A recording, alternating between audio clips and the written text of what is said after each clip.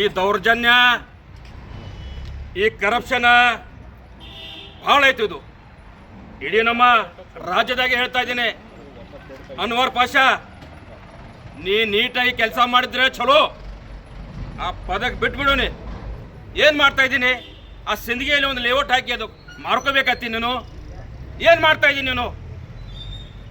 ಜಮೀರ್ ಅಹ್ಮದ್ ಅವರೇ, ಸಾಹೇಬ್ರ, ನಿಮ್ಮದು ಅಭಿಮಾನ ನಮ್ಗೆಲ್ಲರಿಗೆ ಅದ. ಒಂದು ಒಳ್ಳೆ ಪಂಚಾಯತ್ ನಾವು ಪರಿಗಣಿಸ್ತೀವಿ. ಆದ್ರೆ ಇಂಥ ನಾಲಾಯಕ ಅನ್ವರ್ ಪಾಷಾಗಿ ಇಟ್ಕೊಂಡು ನೀವು ರಾಜಕಾರಣ ಮಾಡ್ತಾ ಇದ್ರಲ್ಲ, ನಿಮ್ಮ ರಾಜಕಾರಣಕ್ಕೆ ಮುಂದೆ ಧಕ್ಕೆ ಬರುವುದೇ. ಯಾಕಂದ್ರೆ ಯಾವುದೇ ಸಮಾಜದಾಗ ಇರಲಾಕ ಯಾವ ಸಮಾಜಕ್ಕೆ ದ್ರೋಹ ಮಾಡೋಣ, ಅವ ಯಾವಾಗಲೂ ಹುಟ್ಟಿಲ್ಲ, ಅವ ಯಾವಾಗಲೂ ಉಳಿದಿಲ್ಲ. ಆದ್ರೆ ನಿಮ್ಮದೇ ಮಾತು ಹೇಳ್ತಾ ಇದ್ದೀನಿ ಜಮೀರ್ ಅಹ್ಮದ್ ಅವರೇ, ಯಾರು ಸಮಾಜಕ್ಕೆ ದ್ರೋಹ ಮಾಡ್ಯಾರ ಅವ್ರು ಹುಳ ಬಿದ್ದು ಸಾಯ್ತಾರೆ ಅಂತ ನೀವು ಅಂದಿರಲ್ಲ, ಇವತ್ತಿನ ಮಟ್ಟಿಗೆ ಅದು ಆಗ್ಯದ.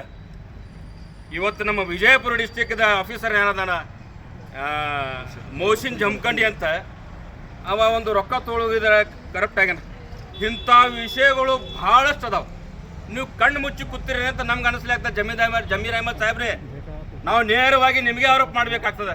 ಯಾಕಪ್ಪ ಅಂತಂದ್ರೆ ನೀವು ವಕ್ಫ್ ಬೋರ್ಡ್ದ ಮಿನಿಸ್ಟರ್ ಇದ್ರಿ, ಸಚಿವರಿದ್ರಿ, ಒಂದು ಸಮಾಜದ ಜವಾಬ್ದಾರಿಯುತವಾಗಿ ನೀವು ಒಂದು ವಂಚ ಇದ್ದೀರಿ, ಅಲ್ಲಿ MLA ಇದ್ರಿ. ನೀವು ಯಾವತ್ತುವಾಗಿ ಸಮಾಜ ಬಗ್ಗೆ ನಿಮಗೆ ಕಾಳಜಿ ಅದ.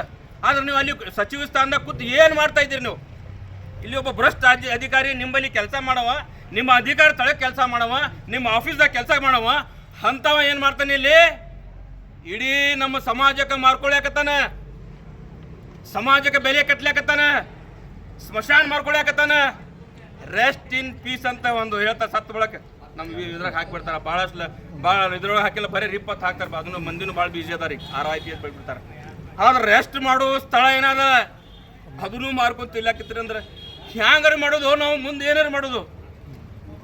ಮನುಷ್ಯ ಲಾಸ್ಟಿಗೆ ಏನು ಮಾಡ್ತಾನಪ್ಪ, ನನಗೊಂದ್ಸಲ